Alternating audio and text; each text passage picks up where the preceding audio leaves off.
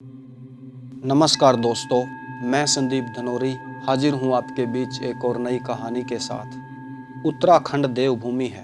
यहाँ पंच प्रयाग में दर्शन से जीवन में उल्लास आता है। ये प्रमुख पंच प्रयाग विष्णु प्रयाग, नंद प्रयाग, कर्ण प्रयाग, रुद्र प्रयाग और देव प्रयाग हैं। यह पंच प्रयाग उत्तराखंड की मुख्य नदियों के संगम पर है। पौराणिक मान्यताओं के अनुसार नदियों का संगम बहुत ही पवित्र माना जाता है। इन पंच प्रयागों का पवित्र जल एक साथ अलकनंदा और भगीरथी का जल भगवान श्री राम की तपस्थली देवप्रयाग में मिलता है और यहीं से भगीरथी और अलकनंदा का संगम गंगा के रूप में अवतरित होता है। उत्तराखंड के हिमालय के क्षेत्र में पंच प्रयाग यानी संगम को सबसे पवित्र माना गया है, क्योंकि गंगा, यमुना, सरस्वती और उनकी सहायक नदियों का उत्तराखंड देवभूमि उद्गम स्थल है। जिन जगहों पर इनका संगम होता है उन्हें प्रमुख तीर्थ माना जाता है, जिनमें स्नान का विशेष महत्व है और इन्हीं संगम स्थलों पर पूर्वजों के मोक्ष के लिए श्राद्ध तर्पण भी किया जाता है। विष्णु प्रयाग बद्रीनाथ से होकर निकलने वाली विष्णु प्रिया अलकनंदा नदी और धौली गंगा नदी का जोशी मठ के नजदीक जिस स्थान पर मिलन होता है, इन दोनों नदियों के उस पवित्र संगम को विष्णु प्रयाग कहते हैं। इस पवित्र संगम पर भगवान विष्णु का प्राचीन मंदिर है। यह पवित्र संगम समुद्र तल से 1372 मीटर की ऊंचाई पर है। स्कंद पुराण में विष्णु प्रयाग की महिमा बताई गई है।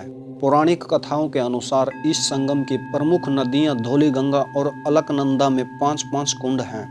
यहीं से सूक्ष्म बद्री का आश्रम प्रारंभ होता है। इसी स्थान पर दाएं जय और बाएं विजय 2 पर्वत स्थित हैं, जिन्हें विष्णु भगवान के द्वारपालों के रूप में जाना जाता है।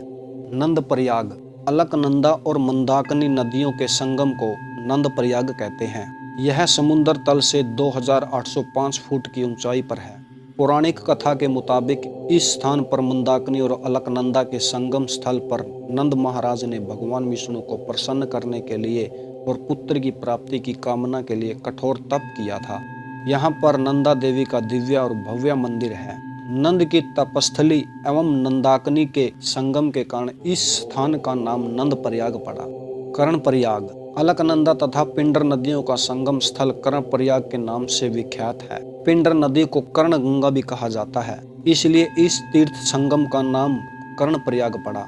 यहाँ पर उमा मंदिर और कर्ण मंदिर स्थित हैं। संगम स्थल पर माँ भगवती उमा का अत्यंत प्राचीन मंदिर है। कहते हैं कि यहाँ पर दानवीर कर्ण ने कठोर तपस्या की थी और यहाँ पर संगम से पश्चिम दिशा की तरफ शिलाखंड के रूप में दानवीर कर्ण की तपस्थली और मंदिर है। कर्ण की तपस्थली होने के कारण यह पवित्र पावन स्थान कर्ण प्रयाग के नाम से प्रसिद्ध हुआ। रुद्र प्रयाग मंदाकिनी तथा अलकनंदा नदियों के संगम पर रुद्र प्रयाग स्थित है। संगम स्थल क्षेत्र में चामुंडा देवी व रुद्रनाथ मंदिर है। मान्यता है कि नारद मुनि ने इस पर संगीत के रहस्यों को जानने के लिए रुद्रनाथ महादेव को प्रसन्न करने के लिए कठोर तप किया था।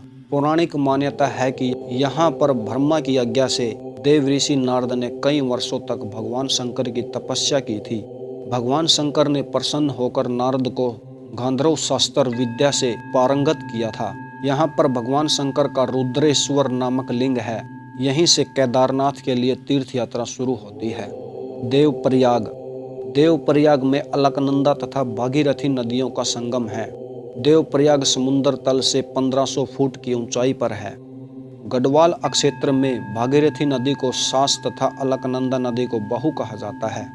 देवप्रयाग में शिव मंदिर तथा रघुनाथ मंदिर है। रघुनाथ मंदिर द्रविड़ शैली से निर्मित है। देवप्रयाग को सुदर्शन क्षेत्र भी कहा जाता है। स्कंद पुराण के केदार खंड में यह तीर्थ ब्रह्मपुरी क्षेत्र कहा गया है। लोक कथाओं के अनुसार देवप्रयाग में देव शर्मा नामक ब्राह्मण ने सतयुग में निराहार सूखे पत्ते चबाकर तथा एक पैर पर खड़े होकर कई वर्षों तक तप किया था और भगवान विष्णु के दर्शन कर वरदान प्राप्त किया था। हर हर महादेव।